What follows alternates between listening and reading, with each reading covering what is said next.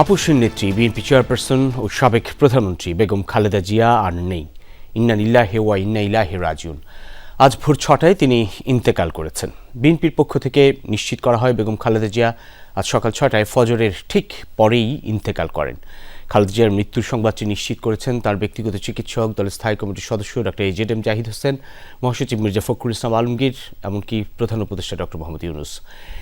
এভারকেয়ার হাসপাতালে এখনও BNP chairperson Begum Khaleda জিয়ার মরদেহ রয়েছে এবং তার মৃত্যুকে ঘিরে 3 দিনের রাষ্ট্রীয় শোক ঘোষণা করা হয়েছে। আগামীকাল থাকছে সরকারি একদিনের ছুটি।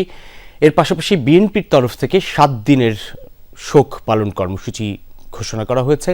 সঙ্গে থাকছে শোক বইয়ের স্বাক্ষর, যেটি গুলশানী বিএনপি চেয়ারপারসনের কার্যালয় সহ সারা দেশে জেলা উপজেলা পর্যায় পর্যন্ত দলীয় কার্যালয়ে দল মত নির্বিশেষে প্রত্যেকেই সেই শোক বইয়ে স্বাক্ষর করতে পারবেন।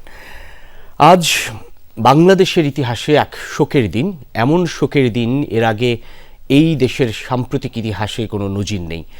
এমন শোক শুধু একটি দলের নেতাকর্মীদের কাঁদাচ্ছে, একটি দলের নেতাকর্মীদের শোকাতুর করেছে, ব্যাপারটি এরকম নয়। এর বাইরেও আরও বড় পরিসরে সাধারণ মানুষকে স্পর্শ করে ঠিক এই শোক, বিএনপি চেয়ারপারসন বেগম খালেদা জিয়ার এই মহাপ্রয়াণ।